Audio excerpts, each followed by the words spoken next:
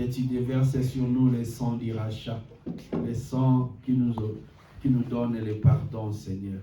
Laisse que le sang de Jésus nous purifie, que le sang de Jésus nous rend plus blanc que neige. Seigneur, nous te bénissons, nous te disons merci pour ces moments que tu nous donnes, Seigneur, d'être dans ta présence, afin de nous nourrir, Seigneur. Sois béni parce que tu es Dieu, tu es Seigneur. Personne ne peut s'opposer à ta volonté, Seigneur. Nous nous soumettons à ta volonté, Seigneur. Nous appelons ton règne en ces lieux, Père. Nous appelons ton règne en ces lieux, Père. Père, règne. Père, règne. Lève-toi, manifeste-toi, Seigneur. Agis puissamment dans nos vies. Laisse que ta bénédiction se répande sur nous. Seigneur, nous voulons expérimenter tes miracles, Seigneur. Que seul toi es capable de faire, Seigneur. Dans le nom de Jésus, nous te disons merci et c'est pourquoi nous t'acclamons. Alléluia. Au nom de Jésus. Amen. Amen. Shalom, shalom, bien-aimés. Shalom. Que le Seigneur nous bénisse. Amen, amen. Je ne sais pas si c'est seulement moi seul, mais je sens un peu comme si c'est sombre dans mes yeux. Là. Voilà. Il nous manque une lumière ici. C'est ça. Que le Seigneur nous bénisse. Amen. Nous allons continuer dans notre série d'enseignements. Comme nous savons tous, pour ce mois de novembre, nous sommes sur notre thème « Ôtez-lui les vêtements sales ». Amen. Ôtez-lui les vêtements sales, nous l'avons déjà introduit. Et c'était dans les livres de Zacharie 4, à partir du verset 1 à 4. Et après, nous avons encore abordé le sous-thème « Ôtez-lui les vêtements sales » pour des raisons d'identification et pour des raisons d'appartenance. Nous l'avions expliqué que comme nous appartenons à Dieu, comme nous identifions par son nom, donc nous ne pouvons que nous sanctifier, nous purifier, nous débarrasser des vêtements sales. Et pour introduire encore aujourd'hui, nous allons encore relire ce même passage qui va nous aider de voir, si on peut dire, les sous-thèmes pour aujourd'hui. Nous allons lire dans le livre de Zacharie encore.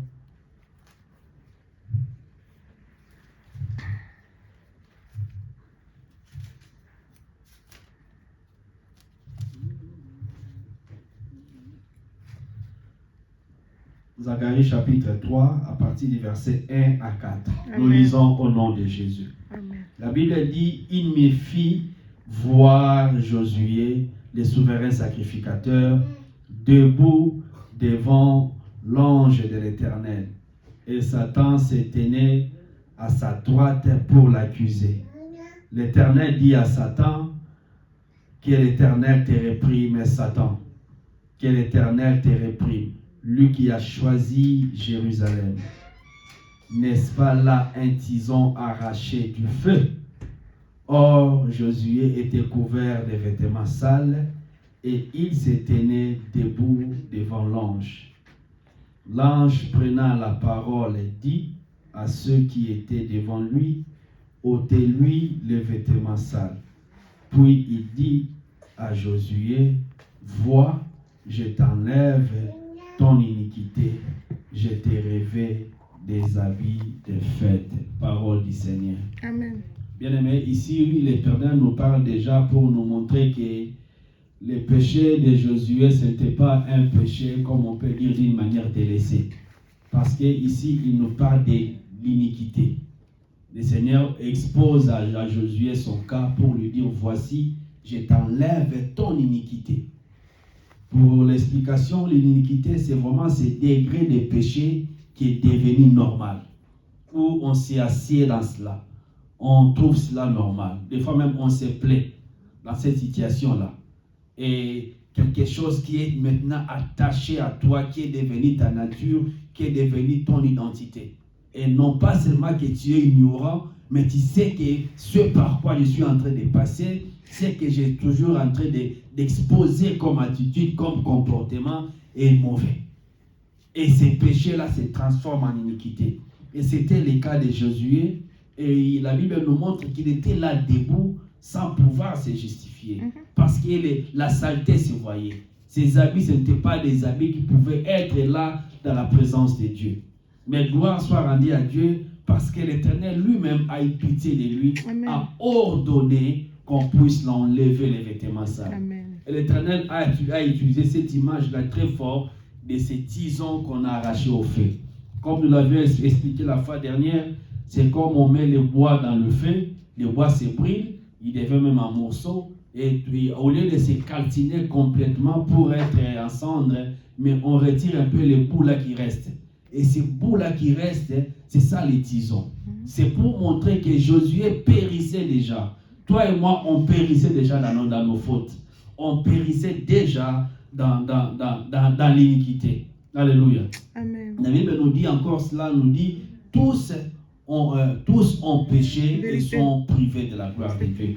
Donc il y a un moment, toi et moi, on a été privés de la gloire de Dieu. Alléluia. Et quand on a été privés de la gloire de Dieu, ça veut dire qu'on était déjà sous la condamnation. On était sous les jugements. On était en train de brûler, de périr quelque part. Mais il a fallu que le Seigneur Jésus puisse venir pour nous sauver et nous redonner encore, ou bien nous redorer les blasons qu'on avait perdus. Nous redonner notre identité dans le temps où nous avions été avec le Seigneur avant même la fondation. Amen. Alléluia. Amen. Avant même la création. Et c'est ce que nous allons parler encore d'aujourd'hui. Aujourd'hui, nous allons dire, pour ceux qui peuvent noter, ôtez-lui les vêtements sales pour une vie pleine en Jésus-Christ. Alléluia. Alléluia. Donc, la raison pour laquelle le Seigneur te dit de ôter ces vêtements sales qui traînent encore sur toi, qui traînent encore sur moi, c'est pour que tu puisses vivre une vie pleine. Alléluia. Une vie pleine, pas une vie à moitié, pas une vie, je ne sais pas à quelle proportion, mais une vie pleine, totale, dans les 100%. Ça veut dire que le Seigneur veut que tu puisses être à ton maximum. Alléluia. Amen. À son maximum par rapport à ses plans. Alléluia. Le Seigneur veut que tu puisses être à ton maximum par rapport à ton salut. Le Seigneur veut que tu puisses vivre le plein, la totalité de sa bonté. Alléluia. Amen. Le Seigneur te montre qu'il a disposé, il a arrangé, il a préparé tout pour toi. Mais il voit comme tu es en train de vivre, tu n'en jouis pas dans la totalité. Peut-être tu bénéficies des A et B, mais il te manque encore C, D et le reste. Et donc tu es privé, nous sommes privés de beaucoup de choses. Alléluia. Amen. Souvent nous pensons que ces choses-là ne sont pas disponibles. Souvent nous pensons que ces choses-là n'est pas à notre portée. Mais le Seigneur nous montre que c'est là, il a donné. Voilà pourquoi il nous interpelle. Il dit pour vivre pleinement ce que j'ai préparé pour vous. C'est pourquoi je t'enconjure. Je te dis, ôte d'abord tes vêtements sales. Amen. Alléluia. Amen. Aujourd'hui, bien aimé, ôter les vêtements sales, nous allons les prendre comme une condition. Alléluia. Le salut à Jésus-Christ, c'est gratuit. Alléluia. Le Seigneur Jésus est mort à la croix, il nous a donné sa vie, son salut. Mais la condition est que nous devons croire d'abord en son salut. Nous devons prendre la main qui nous a été tendue. Mais pour aujourd'hui encore, c'est encore la même procédure. C'est encore le même cas bien aimé. Donc on nous montre que le Seigneur nous a déjà tout donné. Il a tout fait. Mais pourquoi nous ne vivions pas tout cela? Parce que quelque part, il y a encore des vêtements sales. Et nous allons comprendre, quelqu'un me dira, mais oui, nous sommes par ces moments-là de la grâce où nous sommes supposés ne rien mériter, posséder tout. Alléluia. Posséder tout, avoir tout, parce que voilà, tout a été déjà donné. Donc je peux déjà tout avoir, tout posséder. Donc il n'y a plus de conditions, parce que s'il fallait que je puisse remplir des conditions, s'il fallait que je puisse être comme si j'étais éligible, dans ces cas, je méritais ma bénédiction. Alléluia.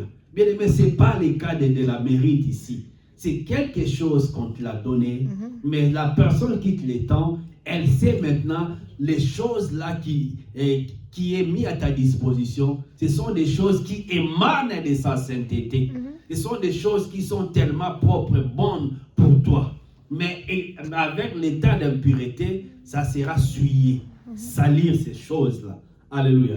C'est pourquoi, comme un bon parent, quand on présente la table, la nourriture à son enfant, on lui dit simplement, on va laver les mains. Alléluia. C'est ce que l'Éternel nous demande aujourd'hui. C'est comme s'il y a la table qui est dressée. Il te dit simplement, tu vas manger, oui, mais va laver les mains. Amen, amen. Alléluia. Laver les mains ne te fait pas mériter la nourriture, non. Laver les mains te met juste à condition de manger une nourriture que tu n'as pas mérité. Alléluia. C'est ça le Seigneur nous demande à ce moment-là. Et nous allons maintenant commencer à développer notre thème, ôtez-lui les vêtements sales pour une vie pleine en Jésus-Christ. On peut encore le dire, ôtez-lui les vêtements sales pour obtenir pleinement. Alléluia. Pour Amen. obtenir pleinement. Si réellement tu es enfant de Dieu et que tu t'entends à obtenir quelque chose de la part du Seigneur, le Seigneur te dit, ôtez d'abord les vêtements sales. Amen. Alléluia. Nous allons lire dans Jacques. Aujourd'hui, nous sommes dans le Nouveau Testament. Nous allons lire dans Jacques. Jacques chapitre 4. Excusez-moi. Jacques chapitre 4 à partir du verset 1.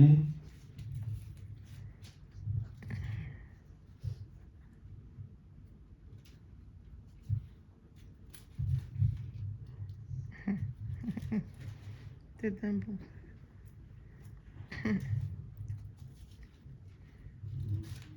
Voilà, je suis là. Amen. Jacques chapitre 4 à partir du verset 1 à 4.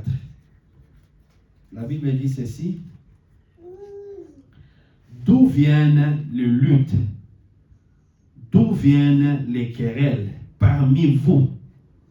N'est-ce pas de vos passions qui combattent dans vos membres? Alléluia. Amen. Nous continuons au verset 2. Vous convoitez et vous ne possédez pas. Vous êtes meurtriers et enviés et vous ne possédez et vous ne pouvez pas obtenir. Vous avez des querelles et des luttes et vous ne possédez pas parce que vous ne demandez pas. Vous demandez et vous ne recevez pas parce que vous demandez mal dans le but de satisfaire vos passions. Amen. L'adultère que vous êtes, ne savez-vous pas que l'amour du monde est inimitié contre Dieu? Celui donc qui veut être ami du monde sera ennemi de Dieu. Amen. Alléluia. C'est clair. Bien aimé, ici, je ne sais pas combien de fois on nous parle de obtenir, on nous parle de posséder. En même temps, Dieu nous parle de obtenir quelque chose.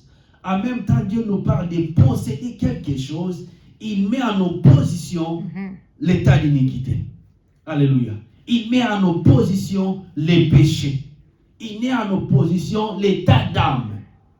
Alléluia. Amen. Le Seigneur est en train de mettre comme s'il mettait une balance. Donc tu obtiens par rapport à l'état de ton âme. Il parle que nous ne possédons pas. Il parle que nous ne recevons pas. Mais il est en train de citer les choses qui nous empêchent réellement de ne pas posséder. C'est ça. Et il explique ici, il parle de la convoitise. La convoitise, c'est cet état-là où mon cœur est en train d'envier des choses que je trouve que les autres ne devaient pas posséder et que cela m'était réservé. Alléluia. Amen. Que ces choses-là sont bonnes à être mes propriétés, ma part. Alléluia. C'est ça le degré de la convoitise. C'est comme si je regardais Maman Alia, je le trouve, je la disqualifie. Je dis qu'elle n'en mérite pas. Alléluia. Amen. Et que la chose qu'elle peut emporter, donc, ne serait mieux que si cela était ma part, ma portion. Alléluia. Amen. Donc, bien aimé, le Seigneur nous montre cet état-là. Il montre cet état de cœur. Et il part encore plus loin pour expliquer. Il assimile ça à notre prière. Il dit, pas que je ne prie pas. Mais il dit que nous prions mal. En fait, l'état d'impureté que j'ai dans mon cœur va influencer aussi ma prière. Et quand ça influencera ma prière, Dieu ne pourra pas me donner cela. Pourquoi? Simplement parce que je me trouve dans une situation, je me trouve dans un état qui est profond là dans mon cœur, qui me pousse maintenant à agir, qui me pousse à se comporter d'une manière indigne. Alléluia. D'une manière indigne par rapport déjà à la parole de Dieu, je suis au bas côté. Alléluia. Alléluia. Il parle de la convoitise. Il parle d'être meurtrier. Alléluia. Il parle d'être envié.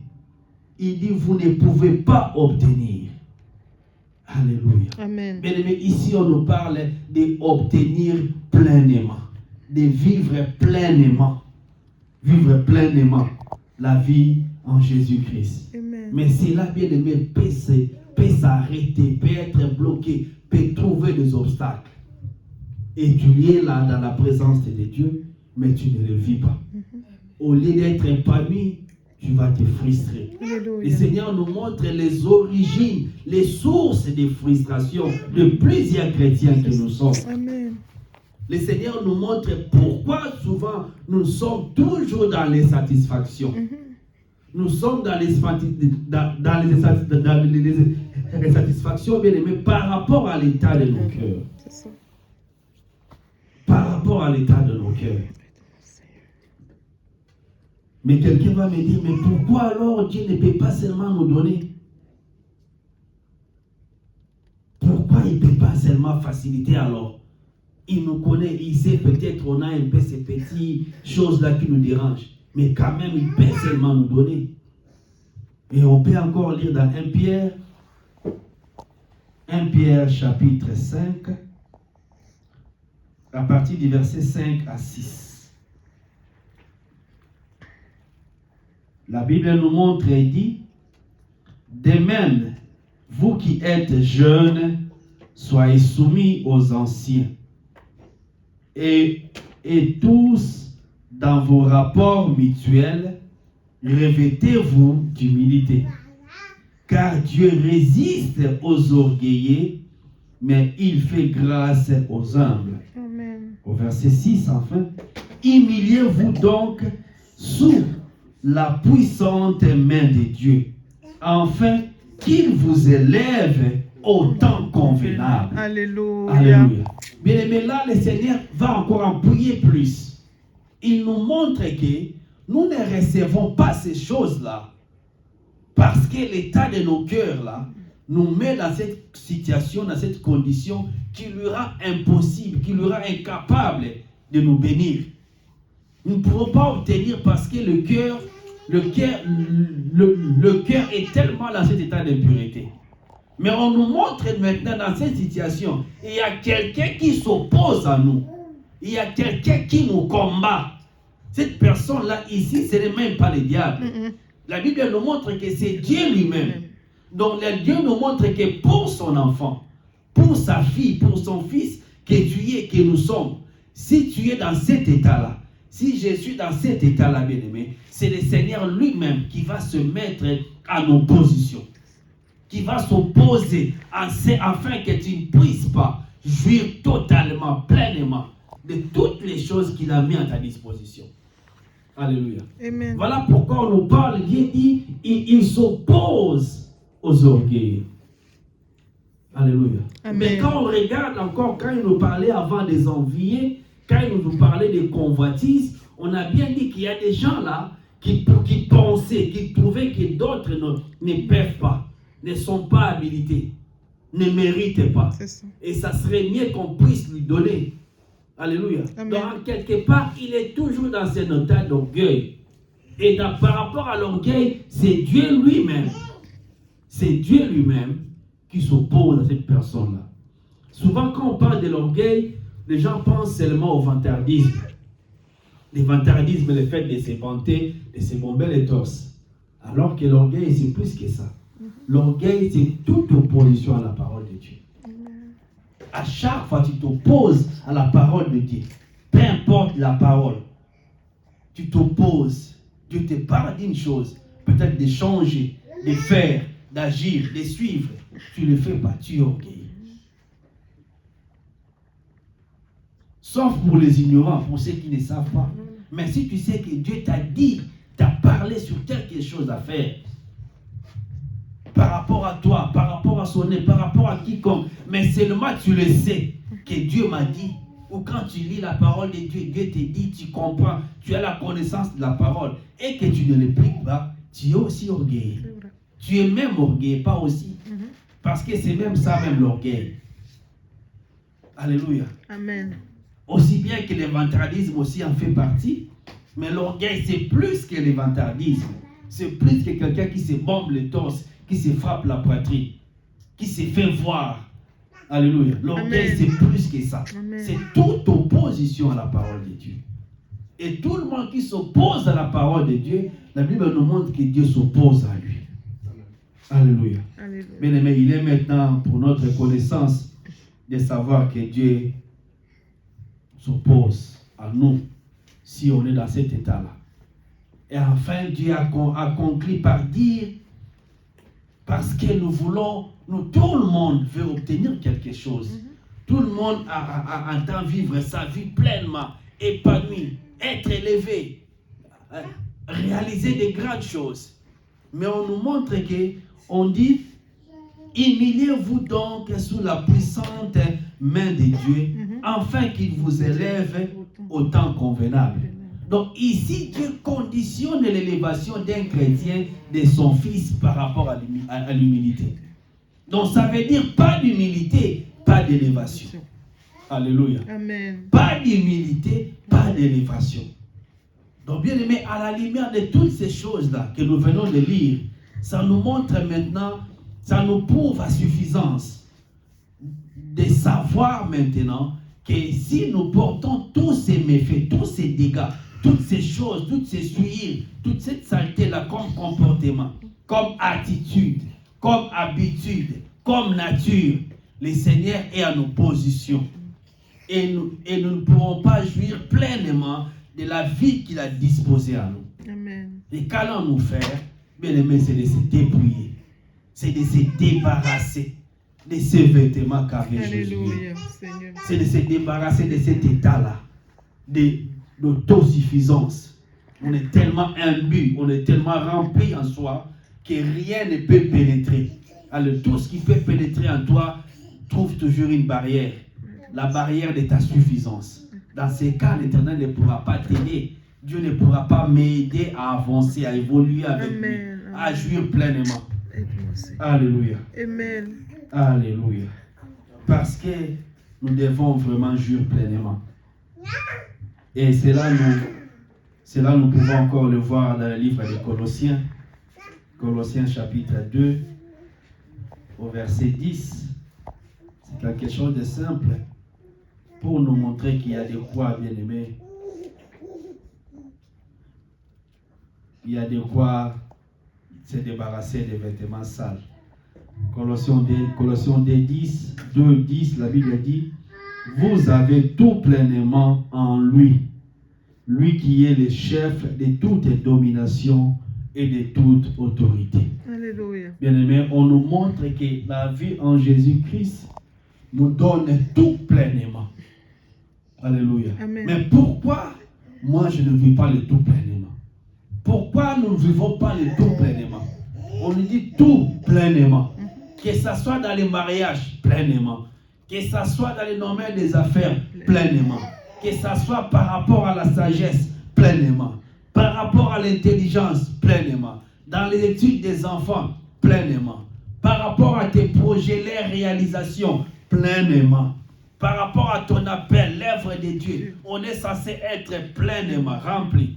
Par rapport à l'onction, pleinement. La santé, pleinement en forme, en bonne santé. Pourquoi? Parce que nous avons tout pleinement en Jésus-Christ. Amen. Nous avons tout pleinement en Jésus-Christ. Donc le Seigneur n'a pas prévu une vie là, je ne sais pas, à 50%, à 90%, à 80% pour les chrétiens. Donc bien aimé, si nous ne vivons pas pleinement la vie, Ce n'est pas faute de l'Éternel.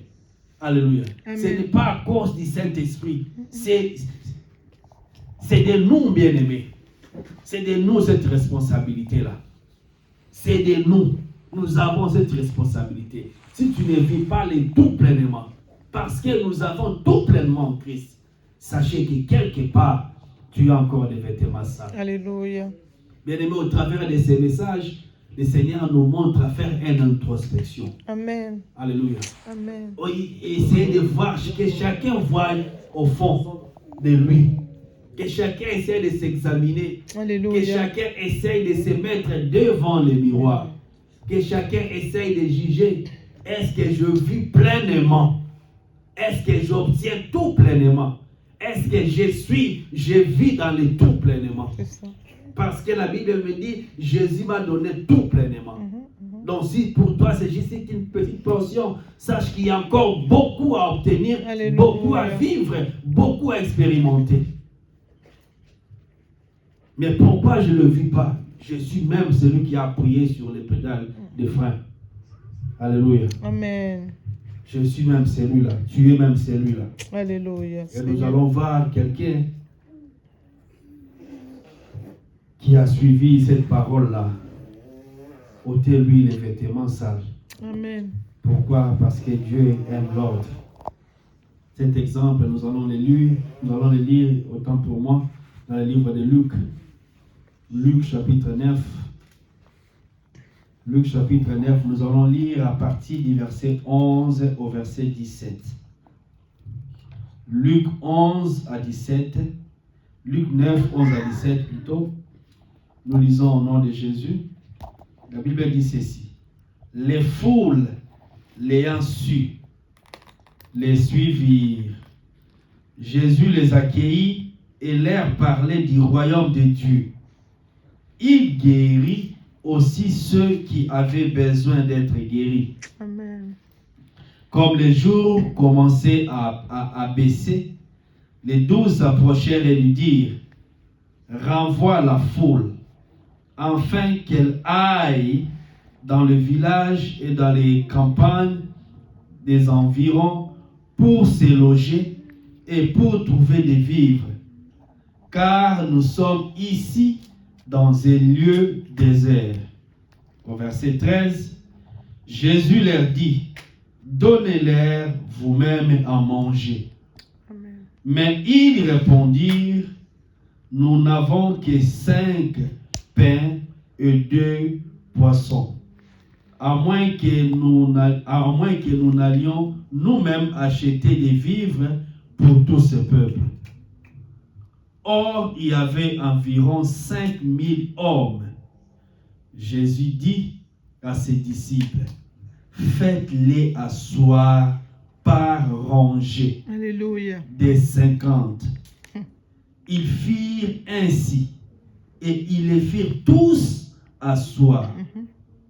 Jésus prit les 5 pains et les 2 poissons, en levant les yeux vers le ciel, il les bénit, puis il les rompit et les donna aux disciples afin qu'ils les distribuassent à la foule. Tous mangèrent et furent rassasiés. Et l'on apporta 12 paniers pleins de morceaux qui restaient. Alléluia. Parole du Seigneur. Amen. Amen. Bien-aimés, nous voyons un groupe, une foule, un groupe de gens, disons des chrétiens ou des gens qui étaient peut-être païens au départ, ou bien je ne sais pas, dans la religion juive, mais maintenant tout le monde se décide de suivre Jésus. Pourquoi ils veulent suivre Jésus? Parce qu'ils savent, ils ont su, ils ont écouté, ils ont entendu que Jésus a les paroles de la vie. Comme Pierre l'a dit, c'est toi qui as les paroles de la vie. Yes. C'est pourquoi les hommes doivent venir à toi. Alléluia. Donc les hommes sont venus vers Jésus. Ils avaient des besoins. Ils étaient dans les situations difficiles. Le Seigneur Jésus les a prêché d'abord sa parole. Le Seigneur Jésus les a prêché sa parole. Le Seigneur Jésus les a entretenus par sa parole. Ils ont reçu la connaissance. Le Seigneur Jésus les a montré tout ce qu'ils pouvaient montrer. Mais on nous montre maintenant, vers les soirs, quand la prédication, mais quand les moments d'enseignement étaient finis, c'était maintenant les moments où chacun peut-être pouvait rentrer à sa maison. Alléluia. Donc comme nous tous là, nous venons au Seigneur, nous écoutons maintenant la parole de Dieu. Nous venons dans l'église, on nous enseigne. Nous avons reçu des enseignements. Alléluia. On nous a instruits. Mais il vient toujours un moment où on reste pris sur les bancs de l'église. Amen. En train d'écouter, de suivre tous les jours. On doit maintenant faire face aux aléas de la vie. On doit maintenant faire face à nos responsabilités. Maintenant, pour la foule là, la foule a fait cette responsabilité de se trouver et même à manger. Il fallait qu'il mange. C'est vrai, Jésus t'a appelé. Jésus m'a appelé. Jésus nous a enseigné. Jésus nous a instruits. Il a prié même pour nous. On nous montre qu'il a prié déjà pour les malades. Il a enlevé la maladie chez les gens. Il a chassé les démons. C'était déjà vrai. Alléluia. Maintenant, pour les choses, pour leurs besoins quotidiens, parce que manger, c'est un besoin quotidien. Alléluia. Manger fait même partie de la prière de Jésus quand il a appris à ses disciples comment prier. Donnez-nous notre pain quotidien. Alléluia. Mais même là-bas, là où Jésus a appris aux disciples comment prier, comme nous le disons la prière de notre Père, avant de parler du pain, Jésus a d'abord parlé de pardonne-nous nos offenses. Alléluia. Alléluia. Amen. Donc avant d'abord de parler au pain, comment manger, comment satisfaire aux besoins quotidiens, Jésus a d'abord parlé de la purification. Jésus a d'abord parlé des offenses, des péchés. Donc traite d'abord les péchés avant de voir d'abord les pains. Alléluia. Avant de vouloir satisfaire tes propres besoins. Que le Seigneur puisse te bénir, que le Seigneur puisse te fortifier, que le Seigneur puisse te faire évoluer, que tu puisses avoir l'élévation. Jésus a dit, pardonne-nous nos offenses d'abord. Amen. Seigneur, enlève d'abord, sors-nous d'abord dans cet état de péché. C'est ça. Parce que nous savons, même si on demeure dans cet état de péché, il nous sera impossible de manger les pains quotidiens. Alléluia. Amen. Donc, bien aimé, c'est ça d'abord qu'il fallait d'abord comprendre. Et si nous revenons là où nous sommes par rapport à ces textes, on nous montre que maintenant ces gens-là, ils sont venus à Jésus, ils ont écouté, ils ont cru à la parole. Ils ont même été guéris. Les gens avaient trouvé des soulagements. Alléluia. Oui, maintenant il fallait rentrer. Maintenant il fallait rentrer. Il y avait une difficulté qui est là. Il y avait une situation que tout le monde devait faire face. Comme toi, tu fais maintenant face au défi. Mais tu es chrétien. Et aussi, ils étaient chrétiens. Ils étaient avec Jésus. Même pas après, mais même pas avant. Mais à ces moments où nous sommes en train de parler par rapport à ces passages-là. Après avoir écouté la parole, on peut dire qu'ils étaient déjà devenus chrétiens. Et Jésus a prié pour eux, ils sont guéris. Mais le fait que Jésus a prié pour eux, Jésus les a guéris, ils ont reçu la parole de Dieu, n'a pas effacé leurs problèmes de quotidien. Alléluia. N'avait pas résolu les problèmes du ventre, bien aimé. Il y avait encore les problèmes comme toi. Tu as les factures à payer. Comme toi, tu as peut-être des projets à réaliser. Tu dois t'occuper de tes enfants. Tu dois penser au futur, à l'avenir. Tu dois fixer, arranger les choses. Alléluia. Amen. Mais ça, tu peux voir, c'est comme si l'évangile n'entre pas dedans. Alléluia. Parce que là, tu dois quand même faire, te déployer, faire quelque chose. Et aussi, pouvoir faire quelque chose. Donc les disciples l'ont remarqué que ces gens-là ont faim. Et c'est maintenant le soir. Seigneur, tu as déjà prêché, ils ont écouté. Mais là, il faut manger. Il y a un besoin. Les gens doivent manger. Et après, ils pourront marcher pour aller trouver là où dormir. Mais comment ils pourront aller dans des kilomètres de distance aussi grandes sans pour autant avoir la nourriture, quelque chose à mettre sous la dent. Et ils ont même expliqué au Jésus les tableaux qui étaient là. Donc nous avons un peu de pain, nous avons quelques morceaux de poisson. Mais le problème aussi, c'est le nombre, Seigneur. On a 5000 personnes. C'est ça. Alléluia. Quelque part, on nous parle aussi, on dit quand le juif te dit 5000 personnes, ça veut dire enlève d'abord les enfants et les femmes. Donc si on pourrait compter en vrai, et les femmes et les enfants, on ne sait pas combien, 7000, 6000, 10 000, 8000. Donc il y avait plein de gens. Plein de gens. Donc ils étaient beaucoup bien-aimés. Et maintenant, tous ces mondes-là, il fallait nourrir. Alléluia. Le Seigneur Jésus dit même, les disciples expliquent à Jésus, mais même si nous-mêmes, on pourrait même se déployer pour nous aller acheter à manger, ça ne suffirait pas. Donc l'homme de Dieu, lui aussi, qui est disciple de Jésus, je vois Pierre, je vois Paul, pas Paul, je vois Pierre, je vois Thaddée, je vois Thomas, Didyme, tous ces mondes-là, tous ces 12-là, sans même compter les 70 autres qui accompagnaient ces femmes-là, qui gardaient de l'argent, qui apportaient tous ces gens-là. Donc c'était à eux maintenant de trouver comment nourrir tous ces gens-là. Mais eux aussi, ils ne pouvaient pas. C'est ça. Alléluia. Maintenant, ils reviennent à Jésus. Seigneur, qu'est-ce que tu proposes? Alléluia. Jésus savait déjà ce qu'il pouvait faire. Alléluia. Pour subvenir à leurs besoins. Amen. Jésus savait déjà ce qu'il avait lieu de faire. Il savait que je dois d'abord invoquer le Père. Il savait que je dois multiplier. Il savait qu'il va t'élever. Il savait qu'il doit prendre dans le spirituel quelque chose pour t'impacter. Il doit prendre dans le spirituel quelque chose pour les ramener physiquement. Amen. Alléluia. Amen. Parce qu'il va prier comme il avait fait pour prendre dans le spirituel et multiplier quelque chose qui est physique, qui est le pain, qui est le poisson, qui va se multiplier à un nombre exponentiel où tout le monde peut manger et se rassasier. Amen. Et afin qu'il puisse aussi avoir des restes. Donc ça veut dire que Jésus devait mettre tout le monde à l'abri des besoins. Alléluia. Alléluia. On parle de la vie pleinement. Donc pour cette nuit-là, ces gens-là, ils ont mangé pleinement. Alléluia. On dit que tout le monde, tous, a été rassasié. Comme tous a été rassasié, c'est le plein, c'est le total. Alléluia. Tout le monde a été pleinement béni le jour-là. Tout le monde le jour-là, cette nuit-là, a reçu quelque chose. Ce n'est pas que j'ai mangé un peu. Non, non. Tu as mangé, tu es rassasié. Il y a encore. Si tu veux ajouter, ajoute encore. Alléluia. Amen. On nous montre encore qu'ils ont encore récolté, ramassé tout le reste.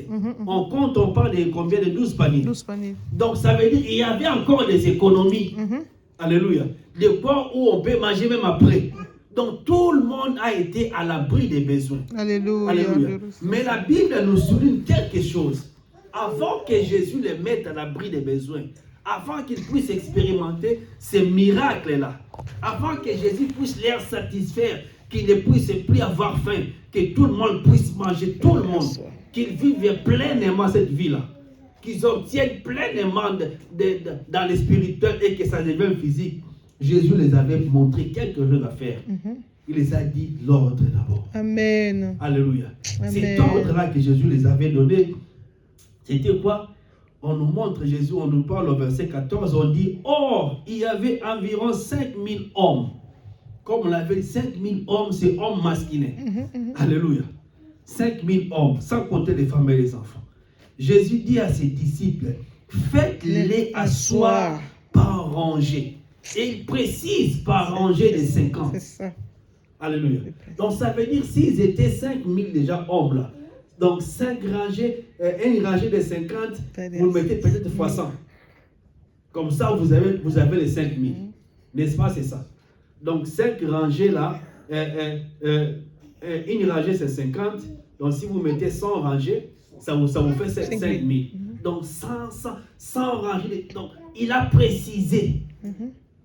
Il a donné l'ordre qu'il fallait les faire asseoir, les mettre à rang. Donc les disciples se sont mis à compter, bien aimés. Je vois le temps que ça a pris. Mais pendant qu'on mettait 5000 là dans les rangées de 50, ça prenait le temps. C'est ça. Les gens étaient toujours affamés. Yes. Les enfants ne mangeaient pas encore. Yes. Les femmes étaient toujours affamées. Aïe. Mais Jésus, quand est-ce que tu vas prier pour les pauvres? Alléluia. Il dit non, ils doivent d'abord se mettre à rang. Ça murmure, ça Tant qu'on ne se met pas à rang, je ne multiplie pas. Alléluia. Tant qu'on ne se met pas à rang, je ne donne pas les poissons. Vérité, Tant qu'on ne se met pas à rang, je ne multiplie pas les pains. Alléluia. Mais Seigneur, les gens ont faim. On doit se dépêcher. Alléluia. Nous savons tous comment ça se passe la logistique. Tu ne peux pas arranger 5000 personnes comme ça dans 5 minutes. Dans 2 minutes, c'est impossible. Il faut au moins peut-être 30 minutes, 1 heure, 2 heures, je ne sais pas. Ça. Il faut un peu de temps pour compter 50, 50, 50, 50, 50. Il faut compter, il faut les placer comme ça. Et après, ils ont compté, ils ont tout arrangé. Il a dit maintenant, il faut qu'ils s'asseyent par terre. Alléluia. Tout le monde s'est assis par terre. Donc le Seigneur Jésus veillait sur ces moindres détails. Alléluia. Pourquoi, bien aimé, tout ça? Parce que c'est que vous recevrez vers la fin là. C'est ça qui conditionne l'état que je veux que vous soyez. Amen. Bien aimé, c'est que Dieu veut te donner. C'est que Dieu veut me donner. C'est ça qui conditionne cette situation-là. Dieu veut que tu puisses te débarrasser des vêtements sales. Alléluia. Par rapport à ce qui est réservé devant. Si tu veux la vie pleinement, si tu veux avoir des économies, avoir déjà la satisfaction pour aujourd'hui et même le reste de l'abondance, Dieu dit, ôte d'abord les vêtements sales. Amen, Seigneur. Mais pour eux, bien aimés, c'était question de l'ordre seulement. Parce qu'ils étaient une foule. Dieu dit non, je ne bénis pas la foule. Non, je ne bénis pas la foule. La foule, c'est le désordre. Yes. Les désordres, je ne multiplie pas le pain. C'est ça. Si vous voulez avoir le pain, vous voulez manger, que chacun soit rassasié, mettez-vous dans les rangées de 50 personnes. 50, c'est ok, oui. C'est fini, oui. Pierre, tu peux checker. Pierre a checké. Ok, le nombre est bon. Maintenant, ils peuvent s'asseoir. Oui. Ok, amenez maintenant le pain et les poissons. C'est là où maintenant on dit, là, il commence à prier. Il n'a pas prié avant l'ordre. Il a prié après l'ordre, bien-aimé. Merci, Bien-aimé, le Seigneur nous donnera. Le Seigneur permettra que nous touchions toutes ces choses-là pleinement. Quand seulement il y aura l'ordre en nous. Amen. Quand il y a encore les désordres en toi, tu ne pourras pas toucher ces choses-là. Tu ne pourras pas toucher les choses venant de lui. Le Seigneur nous demande de l'ordre. Alléluia. Que chacun de nous essaye de mettre l'ordre dans sa vie. Amen. Que chacun de nous essaye de mettre l'ordre dans sa vie. Ce qui est bien ici est que l'ordre là, ce n'était pas par rapport à Jésus, mais par rapport à chacun qui avait faim. Alléluia. Et tout le monde a eu à manger. Et ils ont récolté encore 12 paniers. Comme on a dit, les économies. Il y avait maintenant les à côté. Il y avait maintenant, pour demain, ils pouvaient encore manger s'ils voulaient. Alléluia. Il y avait même ce que quelqu'un peut prendre dans les sachets pour manger le long de la route. Donc, il y avait maintenant quelque chose de disponible, bien-aimé. Amen. Il n'y avait plus à s'inquiéter comment, non, tout était déjà réglé, résolu. Mais avant ça, il a fallu qu'on puisse mettre de l'ordre. Alléluia.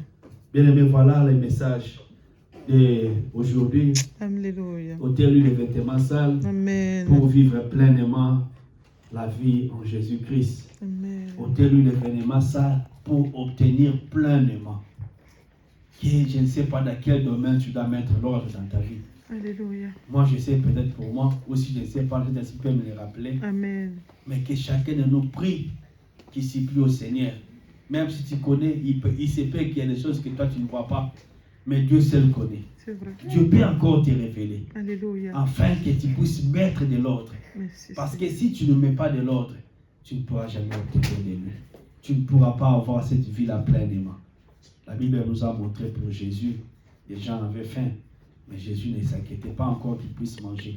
S'il n'y a pas cet ordre-là, si vous ne mettez pas à rang, si vous ne vous asseyez pas sur l'herbe, je ne vais pas multiplier les pains. C'est ça. Il fallait qu'ils puissent d'abord se mettre à rang Oh et qu'ils puissent s'asseoir sur l'herbe afin que Jésus puisse prier. Et quand Jésus a prié, le miracle était waouh. Ça suffit aux besoins de tout le monde. Alléluia. Que le Seigneur bénisse sa parole. Alléluia. Et qui a prévu de bonnes choses pour toi. Amen.